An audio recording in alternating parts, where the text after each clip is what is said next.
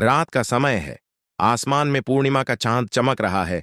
लोग इकट्ठा हो रहे हैं। लकड़ियां सजाई जा रही हैं। लेकिन इस बार इस पवित्र होलिका अग्नि पर है एक रहस्यमयी साया। नमस्कार दोस्तों, आपका स्वागत है शिव शक्ति आस्था पर।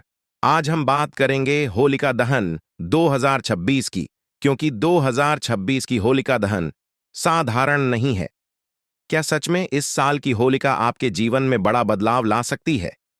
क्या गलत समय पर की गई पूजा पूरे साल को प्रभावित कर सकती है? और क्यों 2 और 3 मार्च को लेकर इतना भ्रम है?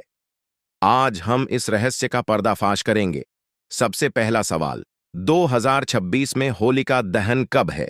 धार्मिक पंचांग के अनुसार फाल्गुन पूर्णिमा 2 मार्च 2026 की शाम से शुरू होकर 3 मार्च तक रहेगी। लेकिन यहां कहानी में आता है एक बड़ा मोड़। 3 मार्च 2026 को चंद्र ग्रहण है और शास्त्रों के अनुसार ग्रहण काल में कोई भी शुभ कार्य नहीं किया जाता। इसीलिए अधिकतर ज्योतिषाचार्य मानते हैं कि होलिका दहन 3 मार्च 2026 की रात को करना शुभ रहेगा। लेकिन रुकिए, सिर्फ तारीख जान लेना काफी नहीं है, क्योंकि इस रात का असली खेल है मुहूर्त। होलिका दहन कभी भी भद्रा काल में नहीं किया जाता, क्योंकि मान्यता है कि भद्रा में की गई होलिका दहन से अशुभ फल मिल सकते हैं। तो 2026 में क्या होगा? सूर्यास्त के बाद, भद्रा समाप्त होने के बाद और ग्रहण समाप्त होने के बाद संध्या 6:22 से 8:50 तक यही समय सबसे शुभ माना जाएगा। जरा कल्पना कीजिए, एक तरफ अग्नि जल रही है, लोग मंत्र जप रहे हैं, और दूसरी तरफ आसमान में ग्रहण की छाया समाप्त है।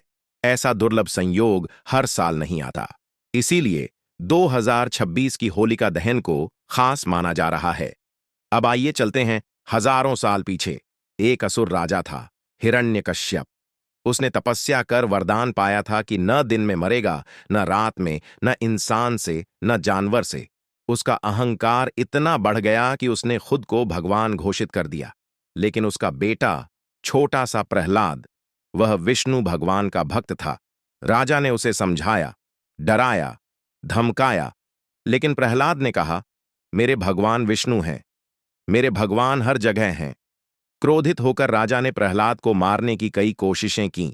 सांप छोड़े गए, पहाड़ से गिराया गया, समुद्र में फेंका गया, लेकिन हर बार कुछ अदृश्य शक्ति उसकी रक्षा करती रही। अंत में हिरण्यकश्यप ने अपनी बहन होलिका को बुलाया।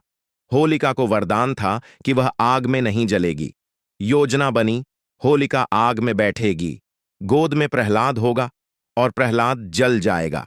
लेकिन जैसे ही अग्नि भड़की, हवा का रुख बदला और वह चादर जो होलिका को बचा रही थी, प्रहलाद पर आ गई। होलिका जल गई, प्रहलाद सुरक्षित बच गया। क्यों? क्योंकि वरदान का दुरुपयोग हुआ था, और सच्ची भक्ति की रक्षा स्वयं भगवान करते हैं। इसी घटना की याद में हर साल होलिका दहन मनाया जाता है, ताकि हम अपने अंदर के हिरण्यकश्यप, होलिका को जला सकें।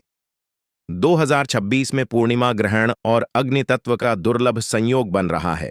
ज्योतिष के अनुसार पूर्णिमा मन का प्रतीक है, ग्रहण कर्मों की छाया का प्रतीक है, और अग्नि शुद्धि का प्रतीक है। जब ये तीनों एक साथ आते हैं, तो यह समय बन जाता है आंतरिक परिवर्तन का।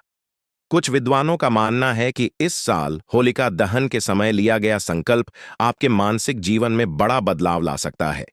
यानी यह सिर्फ त्योहार नहीं, यह आत्मशुद्धि की रात है। लेकिन एक सवाल मैं आपसे पूछना चाहता हूं, जब इस साल 3 मार्च की रात आग जले, आप क्या जलाना चाहेंगे? अपना डर, अपनी असफलता, अपना गुस्सा, अपनी कोई बुरी आदत? क्योंकि होलिका सिर्फ लकड़ियों की नहीं जलती, होलिका हमारे अंदर की बुराई की भी होती है। 2026 की होलिका दहन सिर्फ एक त्योहार नहीं, यह एक अवसर है, एक मौका है खुद को बदलने का। जब अग्नि जले, आंखें बंद करें और एक सच्चा संकल्प लें, शायद यही रात आपके जीवन की दिशा बदल दे। अगर आपको यह जानकारी और यह कहानी पसंद आई, तो वीडियो को लाइक करें, चैनल को सब्सक्राइब करें और कमेंट में लिखें, मैं अपनी नकारात्मकता जला रहा हूं,